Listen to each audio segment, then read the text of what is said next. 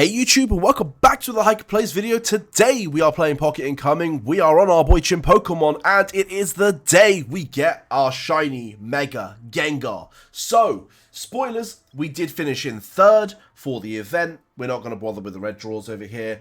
Let's go in and claim our rewards. So we'll jump into the mailbox, claim all, and we should be able to see our beautiful shiny Mega Gengar.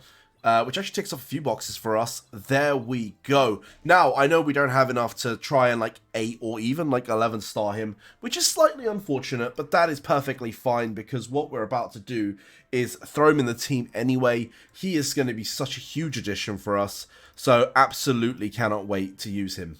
Now, let's grab the extra copy as well while we're at it. There we are. So we've now got the extra copy. We should probably go get this as well while we're at it, just to complete the bonds. There we go. Now, let's scroll up and find our Gengar from our list. He should be near the top somewhere, you would think. There he is. Shiny Mega Gengar and Shiny Mega Gengar. I've only got the 2 copies at the very minute. Let's have a look at the 2 natures. So, first things first, we'll go into Inherit. SP attack up, speed down. That's a bit bad. What's the other one? Hasty. Speed up. Would I prefer a slower... You know what? I'll probably take a slower Gengar, but make sure his SP attack is right up. I think this is the one for me, for now. We will try and make more copies, and we will try and star him up a little bit more. Let's actually have a look how many Universal Shards we have. I don't think we have a lot. In fact, I know we don't have a lot. So we can't even make 1 copy. That's how broke we are at the minute. We may top up. We will see. I mean, there's a good chance we might top up, and then have a couple of copies, but in reality, this copy is going to take us to 5-star. I'd probably want to go at least 6. Long term, we are going to go 8. Anyway, let's look at his skills. So, Shiny Mega Gengar, what does he do? I mean, this was the question I had. So, let's go over the skills. I know this is going to be long, boys, because his skill set is massive. Right. Don't feel afraid of the shadow. Question mark? Question mark? Right. Shiny Mega Gengar spreads the shine to attack a single enemy, dealing 100% of his SP attack and 96 SP damage. This is increased by speed and special attack. So actually, taking the speed decrease is a bad idea because and increases speed. And no, I thought it was increased by. No, it is increases speed by 15%, and also applies a stack of poison to the target. I mean, I still don't think we want the speed decrease, but we want the SP attack at the minute. Urban Tail. This is where it gets a bit long. So, the Shiny Mega Gengar spits out a Shadow Ball to the enemies, dealing raw damage of 100 and... Wait, sorry, why did I say raw? In a row, dealing damage of... Boys, I can't read today, but it's okay, because I know you guys can, that's going to be fine. 170% SP attack plus some SP damage, placing a Clefable Doll lasting until the next move, or being attacked twice. So, he does the substitute, and the Clefable Doll, when it's summoned, so when existing, the Gengar can hide in the shadows, and that makes him immune to, damage, effectively. So, exactly how you would have in, a Pokemon game with Substitute. Pretty baller. Night Curse. So, negative effect that needs to be dispelled twice. The Rage Gain next will be converted into negative numbers. Boys, is the English wrong, or am I just not unable to read? I can't tell if I'm just not able to read right now. But the 50% of the next damage of the Shiny Mega Gengar and all Ghost Allies will be converted to healing. Wow, okay, nice. Nice. Alright, cool. Endless Dart. This is his ultimate. This is probably where he gets pretty broken. Actually, I think it's his passive that gives him the most brokenness. But anyway, let's read his ult first. So, Shiny Mega Gengar flips through a Ghost Book, leading the next 2 enemies behind it. Leading the next 2 enemies behind it in turn, ordered into a Ghost City. Okay. Oh, this is that cool Ghost City looking thing that he does, where he builds a hut. I thought that was an 11-star ability, but okay. Making them suffer the torment of Ghost City, it deals 320% SP and a ton of SP damage, and applies the Nightmare to the target. Nightmare is a negative effect that needs to be dispelled 3 times. Wow. You're going to need a serious cleanse team to get rid of this. The Endless Dark Night then blocks the target's vision, randomly reducing the attack of the selected range target by 1, not less than 1 though. So the attack's additional effect would not affect the target selecting range. Seriously, I think the English is broken. I don't think it's me reading. let's see what happens at 11 star, because he welcomes to the cabin of Gengar. I love how there's like a little bit at the end of it. Here we go. Yeah, the haunted house. This is where I think it becomes broken.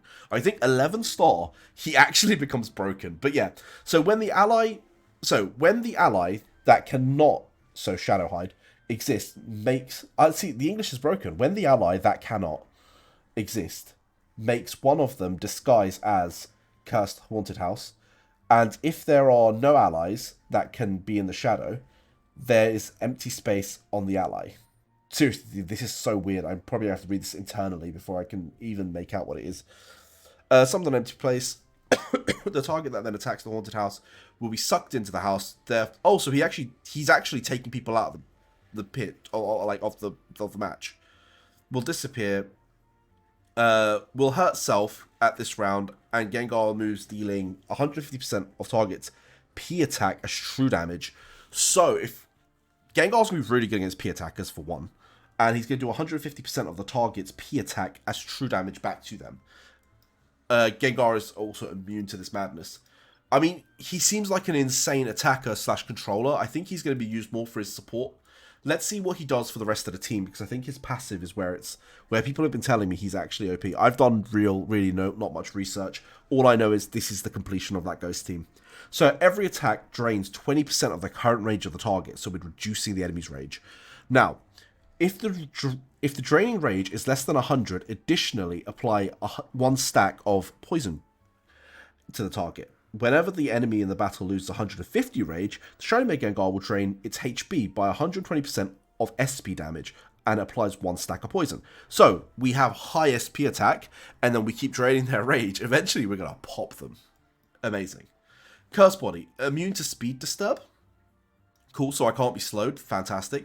This unit, so the unit that attacks Shiny Mega Gengar will gain a grudge poison for 2 turns, and being attacked by ghost poison allies extend the duration by 1. So given that we're running a full ghost team, if we were to chuck a couple of poisons as well, this would just work absolutely fine. And then Phantom Sneak, when the own front line, so our tank line at the front, the shadow of an ally will provide shelter for Shiny Mega Gengar for the enemy that rage lower than 50%. The English is so poor on this. I cannot. It's so hard to decipher what it's saying. So when an ally on the front, provides shelter for Shiny Mega Gengar, the enemy that rage lower than 50%, the Shiny Mega Gengar then gains Shadow Hide. So he gets to that's the invisibility skill, right? Okay, I don't quite get it, but that still seems strong, so we're good with that. Right, poison. The grudge poison.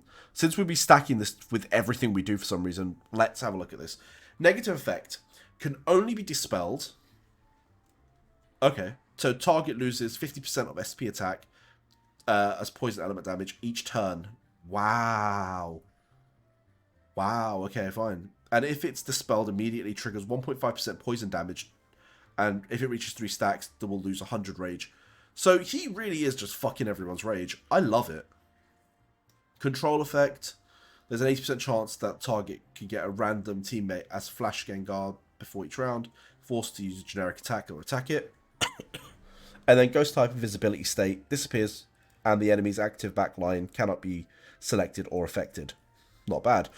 And then at 8 star, which is where we really want to try and get ASAP.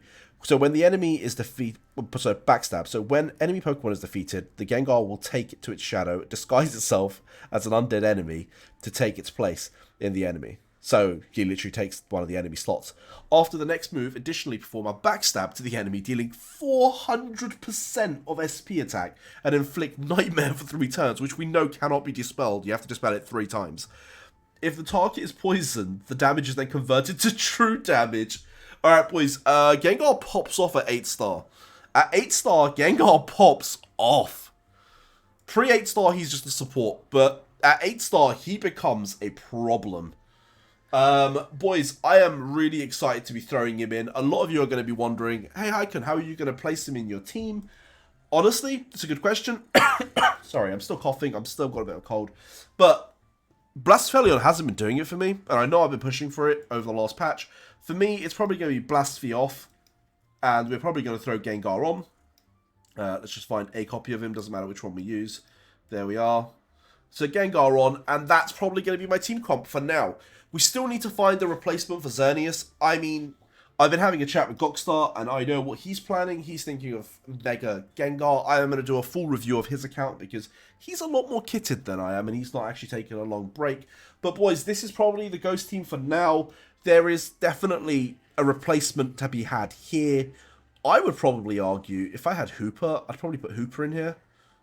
Yeah, I'm missing Hooper. Gok doesn't even... Oh, wait, no, because Gok would not have Zeraora.